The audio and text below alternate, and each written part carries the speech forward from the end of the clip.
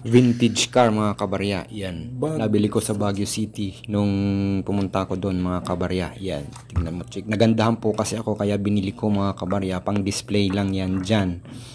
So mga kabarya, magbubukas po tayo ngayon ng bagong huli na 10 piso BSP mga kabarya. Kaya magbubukas po tayo ng package ngayon. Yan. Nakita ko po ito na nakapost sa Coin Group at hindi na po ako nag-alangang bilhin kasi isang legit na coin seller at legit na coin collector ang nagbibenta mga kabarya. So hindi na po ako nag-alangan. Binayaran ko kaagad through GCash mga kabarya. Nang time po na yun na nagkausap kami sa Facebook ay nasa Baguio City po ako mga kabarya. Nagbabiyahe pa on the way to Baguio City. Kaya nakita ko, binayaran ko kaagad mga kabarya. So mga kabarya, still looking pa rin po ako ng mga hard to find coin. Gaya po ng 25 centimo year 2006 yung dilaw. 25 centimo na year 2006 mga kabarya. Wala na pong ibang taon. 2006 lang po mga kabarya. At 1 peso na year 2005 mga kabarya. 1 peso year 2005 basta po sa pasok sa coin condition. At sa 5 piso mga kabarya yung BSP, yung dilaw mga kabarya, naghahanap pa rin po ako ng 5 peso na BSP year 2006 din po mga kabarya. Wala na po akong ibang hinahanap na taon sa 5 peso year 2006 lang po, wala nang ibang taon. So para po sa ating mga bagong viewers na may mga naipong barya mga kabarya, ay check po natin mga kabarya, baka po mayroon kayong mga naitatabi o may nakahalong mga hard to find coins. Swerte po kayo nun mga kabarya kasi binibili po yun sa ng mga coin collector sa mataas na halaga. Okay mga kabarya, so naghahanap pa rin po ako ng 10 peso na year 2009 mga kabarya.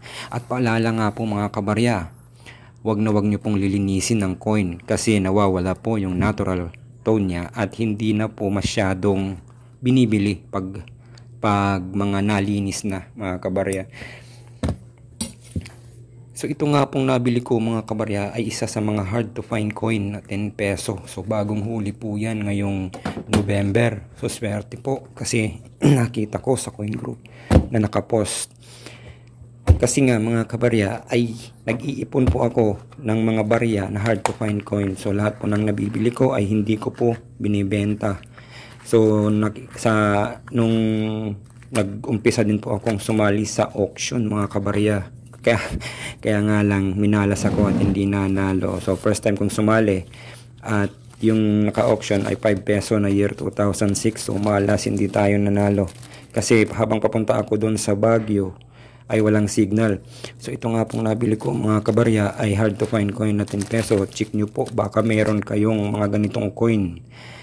Lalong lalo na yung may mga tindahan. Yan mga kabarya, yung may mga tindahan, check po natin mga kabarya, baka po mayroon kayong 10 peso na makita na may taong year. Yan po, year 2007. Yan po ay hard to find coin na pinaghahanap ng mga coin collector mga kabarya at pwedeng bilhin sa inyo sa halagang 1,000 hanggang 3,000 pataas. Tulad ko po, bibiling ko po 1,000 up to 3,500.